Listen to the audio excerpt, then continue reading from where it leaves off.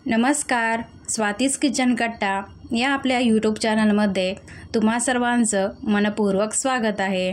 मंडळी, आज आपण कोणतीही भाजणीची चकली नाही किंवा कोणतीही उकड न घेता फक्त 1 तासामध्ये तयार होणारी आणि संपेपर्यंत कुरकुरीत राहणारी, तेल न पिणारी अशी चकलीची रेसिपी बघणार आहोत।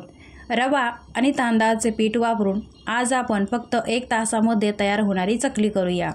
त्यासाठी गॅसवरती मी ठेवलेली आहे एक कढाई। कढाईमध्ये मी घेणार आहे 4 वाट्या पाणी। 2 वाटी रव्यासाठी 4 वाटी पाणी घेतलेलं आहे।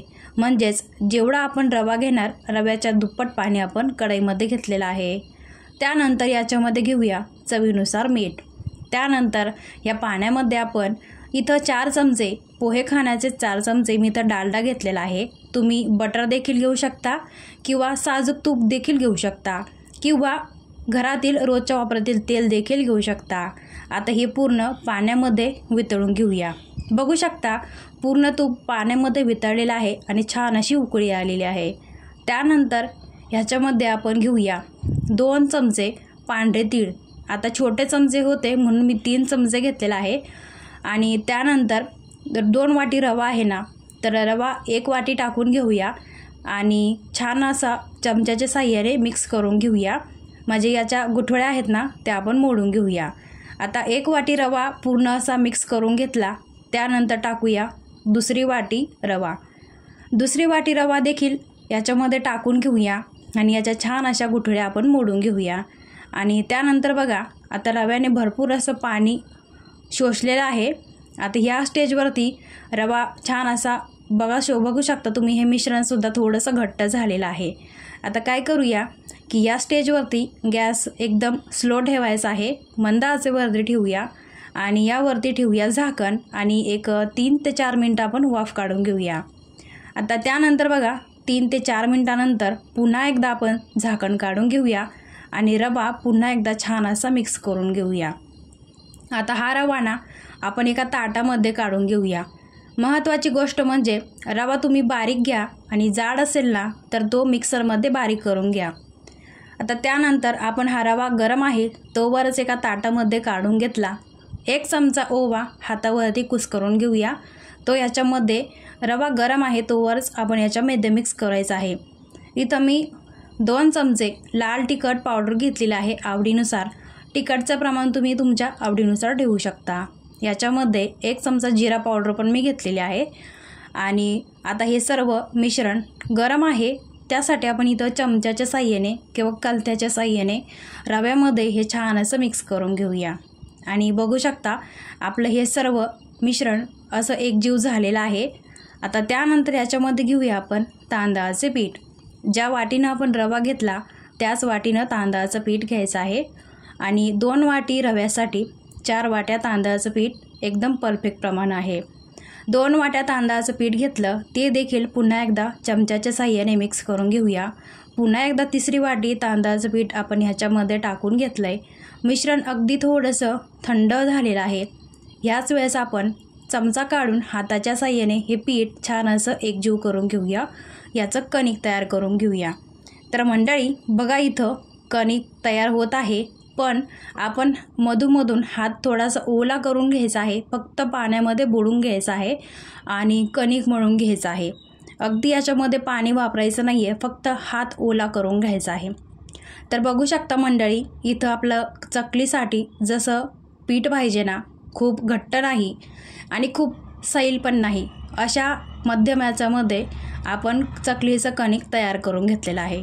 आता या चकलीचा साचा घेऊया। इथं मंडळी या सोऱ्याला, चकलीच्या सोऱ्याला मी इथं तेल लावून घेतलं आहे आतल्या बाजूने ब्रशच्या साहाय्याने। त्यानंतर इथं चकलीचं जे आपण कणिक मळलेलं आहे ना त्याचा एक लांब रोल करून घेऊया आणि या सोऱ्यामध्ये आपण टाकून घेऊया। हे कणिक छान असं दाबून भरायचं आहे जेणेकरून ह्याच्यामध्ये हवा होणार नाही आणि चकली पण पाडताना तुटत नाही। त्यानंतर इथं मी एकसारख्या आकाराच्या 4 प्लेटी घेतलेल्या आहे आणि या प्लेटीवरती मी चकली पाडून घेत आहे। तुम्ही पेपर देखील घेऊ शकता। इथं मी प्लेटीवरती चकली पाडत आहे। 3.5 वेढे चा इथं मी चकली पाडून घेतलेली आहे आणि चकली संपूर्ण झाल्यानंतर शेवटचं टोक आपण थोडंसं याला चिटकवून घ्यायचं आहे, जेणेकरून चकली जेव्हा आपण तेलामध्ये सोडतो ती वेगळी होत नाही।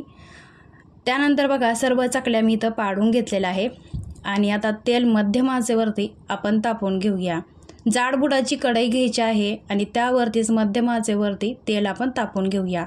थोडंसं कणिक तेलामध्ये आपण टाकून पाहूया की तेलाचं टेम्परेचर किती आहे। त्यानंतर कढईमध्ये तेल तापलेलं आहे, याच्यामध्ये आपण एक एक करून चकली तेलामध्ये टाकूया। तर मंडळी इथं बघू शकता आपण इथं तेलामध्ये फक्त 3 ते 4च चकल्या तेलामध्ये टाकणार आहोत, जास्त टाकायच्या नाही आहे, जेणेकरून तळताना पण आपल्याला जसं सर्व चकल्या एकदम व्यवस्थित अशा तळल्या गेल्या पाहिजेत त्यासाठी। 1 ते 1.5 मिनिटानंतर चकलीची दुसरी बाजू अशी आपण पलटी करून घ्यायची आहे झाऱ्याच्या साहाय्याने आणि दुसरी बाजू देखील अशी तळून घ्यायची आहे। जोपर्यंत चकली तळाला थोडीशी बुडायला होत नाही किंवा पूर्ण या तळताना यातील बुडबुडे पूर्ण कमी होतात, तेव्हा समजून घ्यायचं की आपली चकली पूर्ण तळून झालेली आहे। मंडळी इथं बघू शकता की चकलीचा कलर देखील थोडासा वेगळा झालेला आहे, थोडासा लालसर आलेला आहे आणि बघू शकता आपल्या ह्या सर्व चकल्या अशा तळून झालेल्या आहे। चकली तेलामध्ये खाली म्हणजे थोडीशी खाली जायला लागली की समजून घ्यायचं आपली चकली तळून तयार आहे। आता मोठ्या झाऱ्याच्या साहाय्याने इथं आपण ह्या सर्व चकल्या काढून घेऊया। अशाच प्रकारे मी इथं दुसऱ्या देखील चकल्या ज्या पाडून घेतलेल्या आहेत त्याच या तेलामध्ये तळून घेतलेल्या आहे आणि पहिल्या वेळेस चकल्या आपण तळून घेतो तेव्हा दुसऱ्या बॅच तळताना लगेचच चकल्या तेलामध्ये टाकायच्या नाही आहेत, 1 ते 2 मिनटं थांबायचं आहे, म्हणजे तेल पण छान असं तापलं जातं। मंडळी सर्व या कणकेच्या चकल्या आपल्या इथं तयार तळून झालेल्या आहेत बघू शकता आणि थंड झाल्यानंतर हवाबंद डब्यामध्ये आपण या चकल्या भरून ठेवू शकता आणि संपेपर्यंत कुरकुरीत देखील राहते। बघू शकता चकलीला अगदी काटेही मस्त आलेले आहेत आणि खूप जाड नाही, एकदम मध्यम आकाराची जी प्लेट असते ना चकलीची आपण ती वापरलेली आहे, म्हणजे खाताना पण देखील अगदी कुरकुरीत लागते, तळताना देखील कमी वेळ लागतो आणि दिसायला अगदी छान अशी ही मध्यम आकाराची प्लेट आपण चकलीची तर वापरलेली आहे। मंडळी सर्व ह्या चकल्या छान दिसायला आपल्या व्यवस्थित झालेल्या आहे, कुठंही चकल्यांनी तेल पिलेलं नाही आहे आणि अतिशय कमी तेलामध्ये आपल्या ह्या चकल्या देखील तयार झालेल्या आहे आणि आता थंड झाल्यानंतर आपण डब्यामध्ये भरून ठेवू शकता। तर मंडळी तुम्हाला आजची ही रेसिपी कशी वाटली कमेंटद्वारे नक्की कळवा आणि तुम्हाला अजून नवनवीन कोणत्या रेसिपीज पाहायला आवडतील ते देखील मला कमेंट बॉक्समध्ये नक्की कळवा। रेसिपी आवडल्यास लाईक करा, शेअर करा, कमेंट करा।